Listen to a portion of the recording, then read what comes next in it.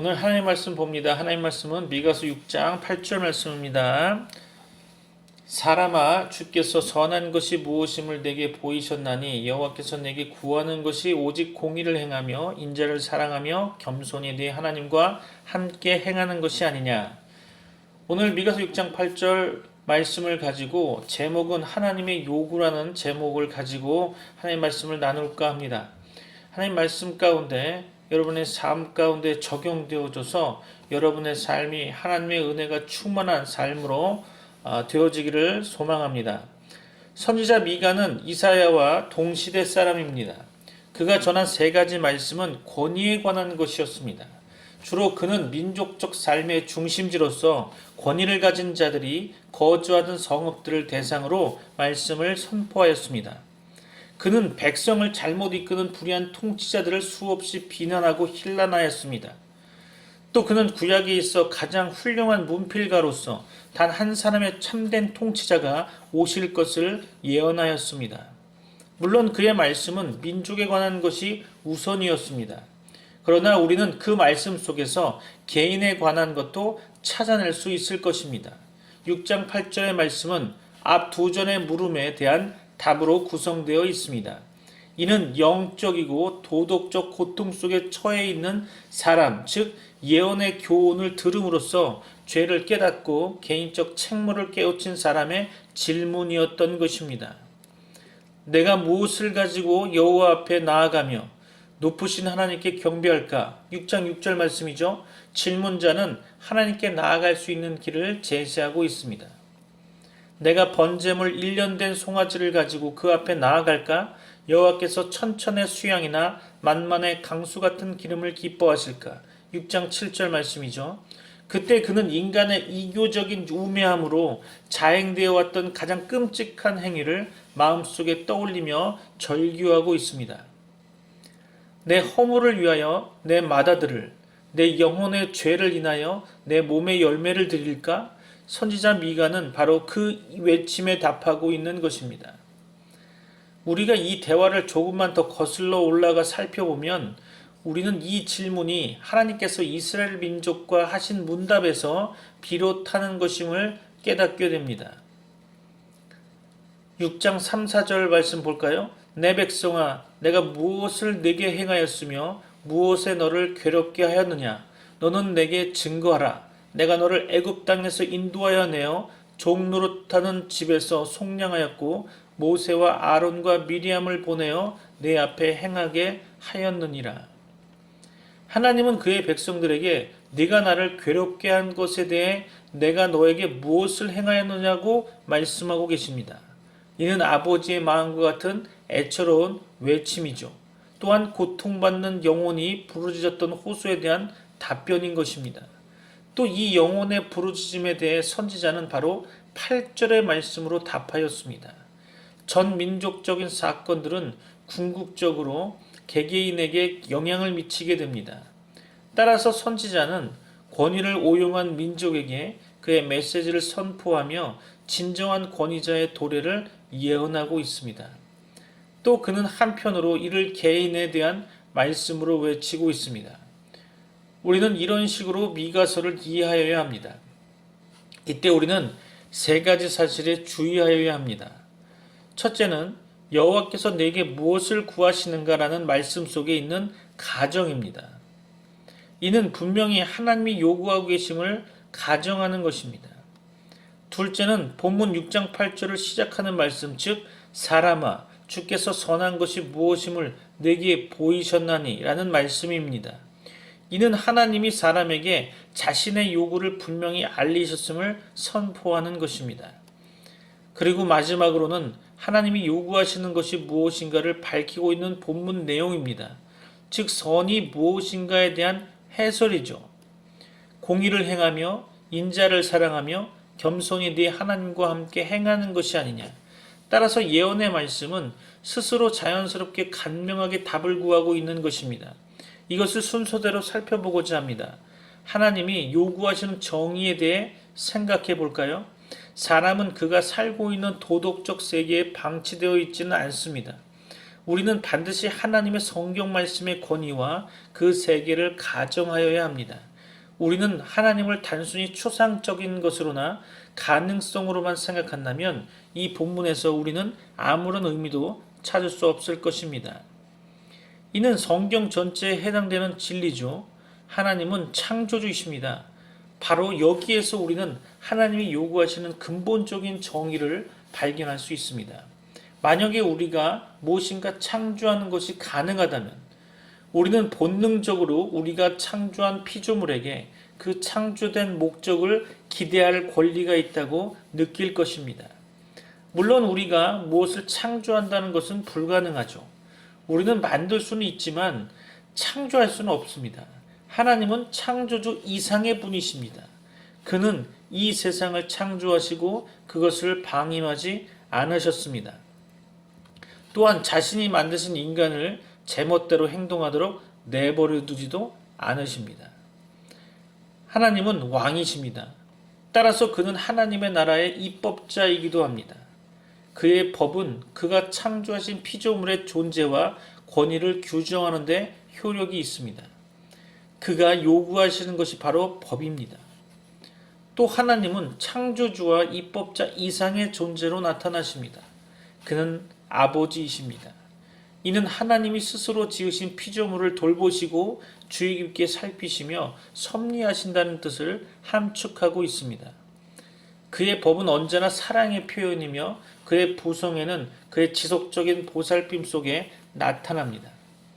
이상의 것들이 하나님을 완전히 표현하고 있는 것은 아닙니다. 그는 조물주 이상이시고 왕 이상이시고 또 아버지 이상이신 분입니다. 그는 구세주 되십니다. 모든 것이 변하여도 변치 않는 것이 그의 사랑이며 결코 실패하지 않는 사랑이 그의 사랑입니다. 그는 긍휼이 없는 곳에 긍휼을 베푸시고 구원의 손길이 없는 곳에 구원을 베푸십니다. 이 모두는 하나님이 요구할 권리가 있는 분이심을 입증하는 것들입니다. 하나님의 창조는 의도적이며 신중한 것입니다. 결국 하나님의 피조물이 아닌 인생은 하나도 없습니다. 우리는 출산의 놀라움에 대해 압니다. 그러나 이는 오직 인생의 육신적인 면에 불과합니다. 이것 역시 놀랍고 경이로운 능력인 것은 틀림없습니다. 하지만 가장 중요한 것은 이 생명의 탄생 속에 하나님의 행동이 개입하고 있음을 깨닫는 것입니다. 인간적인 조건에 비추어 아이가 잘 태어났는지 아닌지를 깨닫는 것이 중요한 것은 아닙니다. 우리에게는 육신의 아버지가 있으며 또 그에게도 당신의 아버지가 있습니다. 그러나 하나님은 영의 아버지이십니다. 모든 인간에게는 선조로부터 물려받은 것 이상의 잠재력과 가능성이 있습니다. 오늘날의 인간에게 있어 놀라운 사실은 그 분별력이 계속 퇴화되어 왔다는 것입니다. 그리스도께서 자기 부인의 필요성에 관해 말씀하신 것은 자아가 부정되어야만 비로소 자아가 건전해짐을 선포하신 것입니다. 부인되어야 할 것은 거짓 자아입니다. 거듭난다는 것은 하나님의 원래 의도를 실현할 수 있도록 개성이 되게 다시 태어난다는 것입니다. 도덕적 세계에 관해 생각해 볼까요? 부도덕의 거대한 물결이 인류를 집어삼킬 듯 휘몰아칩니다. 그러나 종국에 가서는 마지막에 가서는 하나님의 창조 의도와 왕적 권위하에 도덕은 여전히 남을 것입니다. 이것이 바로 하나님이 원하시는 바입니다. 우리는 지금 어떤 의미에서 본문의 놀라운 선포를 접하고 있습니다. 하나님의 도래를 바라는 영혼의 애절한 부르짖음에 대하여 다음과 같은 답변이 주어졌습니다. 사람아, 주께서 선한 것이 무엇임을 내게 보이셨나니. 6장 8절 말씀이죠. 우리는 이 말씀의 첫째 대상이 히브리인이라는 것, 그리고 선지자는 이를 그들의 율법으로부터 인용하였다는 것을 명심할 필요가 있습니다. 우리는 신명기에서 다음의 말씀을 읽을 수 있습니다. 신명기 10장 12절이죠. 이스라엘아, 네 하나님 여호와께서 내게 요구하시는 것이 무엇이냐? 곧 네 하나님 여호와를 경외하며 그 모든 도를 행하고 그를 사랑하며 마음을 다하고 성품을 다하여 네 하나님 여호와를 섬기고. 이는 백성들을 위한 율법에 쓰여져 있는 것이었습니다. 따라서 선지자는 질문자 개개인에게 주께서 내게 보이셨느니라고 할 수 있었습니다. 그러나 우리는 말씀이 보다 강력한 의미를 갖는 세대에 살고 있습니다. 선한 것은 단순히 기록된 법에 의해서만 드러나는 것이 아닙니다. 이는 성육신을 통해서도 드러납니다. 예수님은 나타나셨고 선포되셨으며 알려주셨습니다. 그를 통해 하나님은 우리에게 선한 것을 보이십니다. 심지어는 예수의 인성에 관해서도 다양한 의견들이 있을 수 있지만 그의 선하심은 보편적으로 알려져 있는 것이 사실입니다. 그러므로 우리는 예수를 통해 선한 것을 보아왔습니다. 다시 한번 이 두 가지 적용, 즉 첫째로 율법을 통해서 히브리 백성에 대해 하신 말씀과 둘째로 성육신을 통해서 온 세상을 향해 하신 말씀을 돌이켜 생각해 보아야 할 것입니다. 그리하면 우리는 고대 율법을 모르는 사람들, 또 심지어는 예수 그리스도에 대해서조차 들어본 적이 없는 사람이 있음을 깨닫게 됩니다. 본문의 말씀은 이런 이들에게 적용될 수 있는 것일까요?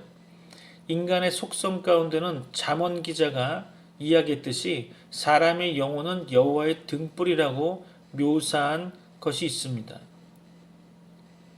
그 말씀이 하나님의 영에 관한 것이 아니라 사람의 영에 관한 것임에 주의해야 할 것입니다. 따라서 인간의 신비스러운 성품 가운데는 선에 대해 보편적인 의식이 들어있는 것입니다. 이제 선하다라고 하는 단어의 의미를 한번 생각해 볼까 합니다.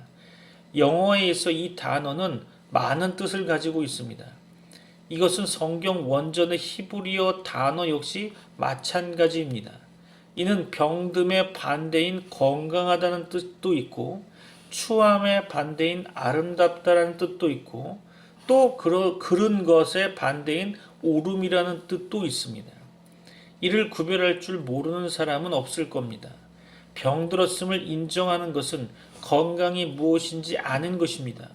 추함을 아는 것은 또 아름다움이 무엇인지 아는 것입니다. 그런 것을 안다는 것은 오를 가능성이 있음에 동의하는 것입니다. 그러므로 다소라도 그러한 빛을 가지고 있지 않은 사람은 없습니다. 따라서 모든 사람은 자신의 빛의 분량만큼은, 즉 그 이상은 아니더라도 그 분량만큼은 책임을 져야 한다는 것입니다. 마지막으로 우리는 본문을 통해 선한 것이 무엇인지에 관해 깨닫게 됩니다. 여호와는 번제물을 요구하시지 않습니다. 1년 된 송아지, 천천의 수양, 만만의 강수 같은 기름을 번제물로 요구하시지 않으셨습니다. 또 영혼의 죄를 인하여 몸의 열매를 요구하시지도 않으십니다. 이러한 것들 중 어떠한 것도 우리가 하나님께 접근하는 수단인 희생으로서의 가치를 갖지 못합니다. 선은 오직 공의를 행하며 인자를 사랑하며 겸손히 네 하나님과 함께 행하는 것이라는 말씀 속에 드러나고 있습니다. 이는 선한 사람의 삶에 대한 놀라운 분석입니다. 이것은 세 가지로 구분됩니다. 공의를 행하는 것, 인자를 사랑하는 것, 겸손히 하나님과 함께 행하는 것. 여기에서 우리는 먼저 인간과의 관계, 즉 공의를 행하는 것과 인자를 사랑하는 것을 발견하게 됩니다. 그 다음은 인생에 있어 하나님과의 관계입니다. 즉 겸손히 하나님과 함께 행하는 것입니다. 이것들 중에서 최고의 것은 분명히 마지막 것인 겸손히 하나님과 함께 행하는 것일 겁니다. 이것이 되면 앞에 두 가지, 즉 인간과의 관계인 공의를 행하는 것과 인자를 사랑하는 것은 자동적으로 될 것입니다. 다시 말해서 인간관계는 역으로 이해해야 됩니다. 이 말씀은 역으로 읽으면 이해가 쉬울 거죠. 하나님과 함께 행하라. 그리고 인자를 사랑하라. 그러면 공의를 행하게 될 것이다. 이것은 선에 대한 완전하고 궁극적인 묘사입니다. 하지만 이를 본문에 기록된 순서대로 살펴보고자 합니다. 선이란 먼저 공의를 행하는 것입니다. 그렇다면 공의를 행하는 것은 무엇입니까? 우리는 그 말이 궁극적으로 정의를 의미하는 히브리어 미슈파트에서 유래된 것임을 상기해야 할 것입니다. 정의는 무엇보다도 의로운 기준을 첫째로 요구합니다. 둘째로 참된 판단을 요구합니다. 세 번째로 옳은 결정을 요구하고 마지막으로는 이러한 것들의 조화로운 조합을 요구합니다. 인간과의 관계에 있어 공의를 행하기 위해서는 참된 기준과 의로운 법이 필요합니다. 우리는 이웃에 대한 판단이 참된 것이 되도록 주의해야 합니다. 우리는 각 사람에 대한 판단이 공의로운 것이 되도록 주의해야 합니다. 그리고 우리가 행위가 하나님의 성품 속에 나타나는 위대하고 영원한 원리와 조화되도록 주의해야 합니다. 이 요구는 결코 힘든 것이 아닙니다. 그것은 순수하고 거룩한 것입니다. 그것은 윤리적 삶의 표준을 밝히는 것입니다. 이런 의미에서 저는 이 세상에서 무엇보다도 필요한 것은 공의로운 행위라고 말하고 싶습니다. 그러면 말씀의 두 번째 요구인 인자를 사랑하며에 대해 생각해 보고자 합니다. 인자함이란 단어에는 겸손히 머리 숙인다, 허리를 굽힌다, 봉사한다라는 뜻이 함축되어 있습니다. 이 모두는 사랑에 의해 창출되는 행동들입니다. 우리는 여기에서 단순하나 중대한 문제를 주의 깊게 살펴야 할 것입니다. 본문에는 우리가 공의를 사랑하고 인자를 행해야 한다고 기록되어 있지는 않습니다. 사람은 관념적으로 정의를 사랑한다 하면서 실제로는 이웃에게 불의를 행하곤 합니다. 그러므로 관념적으로 정의를 사랑하는 것은 충분치 않습니다. 우리는 이를 행해야만 합니다. 인자를 행하는 것은 더욱더 충분치 않습니다. 삶의 깊은 곳으로부터 나오지 않으면서도 자선이라고 불리우는 행위는 있을 수 있습니다. 인자함이란 우리가 반드시 사랑하여야만 하는 것입니다. 이는 영혼이 하나님의 자비와 화합하는 것이기 때문입니다. 우리가 이 위대한 말씀의 도전에 직면케 되면 누가 이 모든 것에 충분할 수 있겠는가라고 외칠 수밖에 없겠죠. 이러한 결핍의식, 즉 자기가 부족함을 절실히 느끼는 의식 때문에 내가 무엇을 가지고 여호와 앞에 나아갈 것인가 하고 질문자는 외쳤습니다. 이에 대한 대답은 마지막 세 번째 것, 즉 겸손히 하나님과 함께 행하는 분이십니다. 따라서 우리가 복종과 신의로 하나님과 함께 행하면 우리 역시 인자를 사랑하고 공의를 행하게 되는 것입니다. 그러나 이 미가의 말씀이 바로 복음은 아니라는 것을 기억합시다. 이는 오히려 율법에 가까운 것이었습니다. 우리 주님께서 나는 곧 빛이다라고 말씀하셨을 때 이 빛은 오직 정죄할 수만 있는 것임을 깨달아야 합니다. 하지만 이 미가의 말씀에는 복음에 대한 넘치는 갈망이 드러나 있습니다. 복음은 예수께서 빛 훨씬 이상의 분이심을 선포하고 있습니다.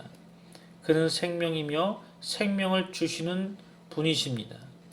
구약의 히브리 선지자들이 우리에게 우리의 실패만 깨우쳐 주었다면 예수의 복음은 그 회복과 자아의 완전한 실현의 가능성을 보여주는 것입니다. 예수는 우리를 받아들이십니다. 또 그는 우리를 새롭게 하십니다. 따라서 그는 우리로 하여금 하나님이 요구하시는 것을 할 수 있게 하시는 분이십니다. 오늘 미가서의 말씀을 통해서 은혜 되는 시간 되기를 소망하며 다 같이 함께 기도하시겠습니다.